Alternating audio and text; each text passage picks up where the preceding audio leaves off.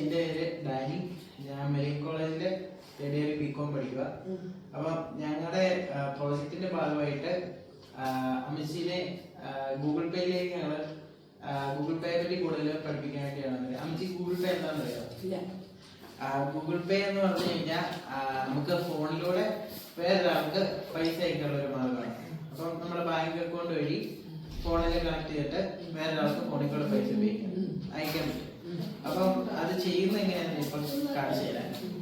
ആദ്യം അമ്മച്ചിയുടെ ഫോണിൽ ഗൂഗിൾ പേ ആപ്പ് ഡൗൺലോഡ് ചെയ്യാം. അത് പ്ലേ സ്റ്റോറിൽ ഡൗൺലോഡ് ചെയ്യണം. ഡൗൺലോഡ് ചെയ്ത് കഴിഞ്ഞിട്ട് അതിൻ്റെ അകത്ത് നമ്മുടെ ബാങ്ക് അക്കൗണ്ട് ആഡ് ചെയ്തിടുക. അത് ആഡ് ബാങ്ക് അക്കൗണ്ട് എന്ന് പറഞ്ഞൊരു ഓപ്ഷൻ ഉണ്ട്. അത് ഞെക്കിയിട്ട് നമ്മുടെ ഫോൺ നമ്പറുമായിട്ട് കണക്ട് ആയിട്ടുള്ള ബാങ്ക് ആണെങ്കിൽ തന്നെ ആയിരിക്കുള്ളൂ. എന്നിട്ട് നമുക്ക് പൈസ അയക്കേണ്ട ഒരാളുണ്ടെന്ന് നോക്കാം. ഇപ്പം ഞാൻ ഉദാഹരണത്തിന് ഒരാളെ എടുത്തു, അവരുടെ പേരെടുത്ത് കഴിഞ്ഞിട്ട് അവരുടെ ഫോൺ നമ്പർ അടിച്ചാലും മതി വരും. എന്നിട്ട് അതിൻ്റെ അകത്ത് എടുത്തിട്ട് പേ എന്ന് പറഞ്ഞൊരു ഓപ്ഷൻ ഉണ്ട്.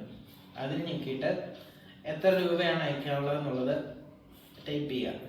അപ്പോൾ ഇപ്പോൾ ഒരാൾക്ക് പൈസ അയക്കാൻ വേണ്ടി, എന്നിട്ട് പേ ഞെക്കി കഴിയുമ്പോൾ ഒരു പിന്നടിക്കാൻ വരും. അത് നമ്മൾ പുതിയതായി ഗൂഗിൾ പേ തുടങ്ങുമ്പോൾ അതിൽ അടിക്കാൻ വേണ്ടിയുള്ളതാണ്. അത് നമുക്ക് ഇഷ്ടമുള്ള പിന്നെ ആദ്യം തന്നെ ഉണ്ടാക്കിയിടാം.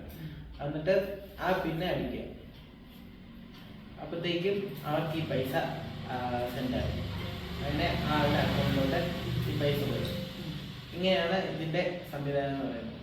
അപ്പം ഇത് നമുക്ക് ഒരാളുടെ അടുത്ത് ചെന്ന് പൈസ കൊടുക്കുന്നതിൽ നമ്മൾ സമയം ലാഭിക്കാനും അതുപോലെ തന്നെ പെട്ടെന്ന് കാര്യങ്ങൾ ചെയ്യാനും നമുക്ക് എളുപ്പമാണ്, അവർക്ക് എളുപ്പമാണ്. അങ്ങനെ രീതി ചെയ്യാൻ പറ്റും. ആണ് ഗൂഗിൾ പേയുടെ ഉപയോഗം. മനസ്സിലായോ?